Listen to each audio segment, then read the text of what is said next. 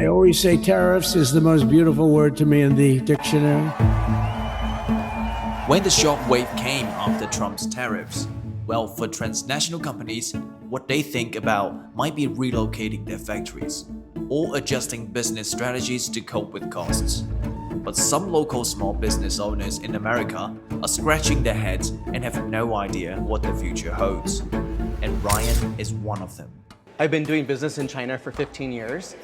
We manufacture men's clothing, tank tops, underwear, stuff like this. So we manufacture men's clothing in China, and then we send it by cargo ship to USA, and then we sell to stores in the USA and Canada. At that time, the tariff they raised was really small, maybe 10% more than what we were paying before. So it was kind of insignificant compared to the 145% that he just implemented.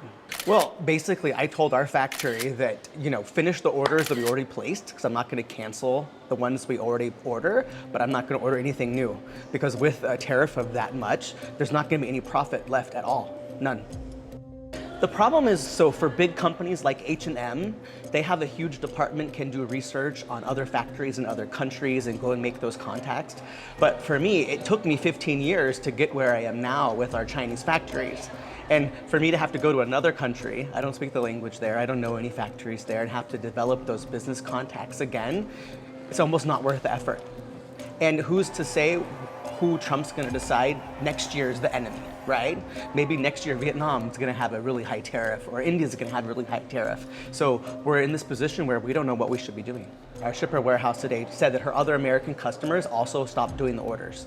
So it's not just our company that's having issues, it's like all the importers from the US have basically stopped ordering.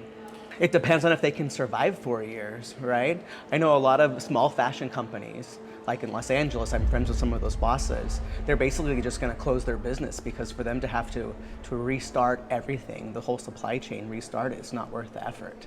I mean, I can see that factories would bring more jobs in the US, but we don't have that skilled labor. College students don't know how to use a sewing machine. They don't know how to do all of those machine work, right? Even though I've been doing business for 15 years. And so it's almost impossible to find a factory in the US. Well, if you look at what he did with electronics, right? Nowhere else really produces all of this flat screen TVs, iPads, computers, things like that. If we don't get them from China, we're not getting them basically, right? So you can see he rolled back the tariffs because he realized that China's the only source for those items. I don't think the rising prices have hit yet because the stores and the wholesalers are still selling their stock that they imported under the old tariff. But supposedly in the next month or two, that's when all of the existing stock is gonna run out. So in a month or two, that's when the prices are really gonna go up. So I think right now they don't notice it yet, but they're going to. There's been analysis of how the US economy sort of left out a lot of people, especially in the old manufacturing parts like Detroit, places like in the Rust Belt.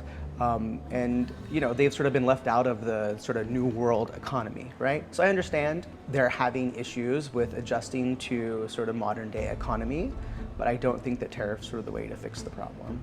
I think that a lot of Trump's followers understand or accept what Trump says in terms of there's going to be pain to make any progress. And that's the narrative that he's telling right now, is that, yeah, there's going to be pain, there's going to be inflation while the tariffs are implemented, but in the long run, things are going to be better for the country. And I think the problem is that a lot of Americans don't know how the economy works that well. And so they don't have the education to sort of have their own mind about what the reality of the situation is.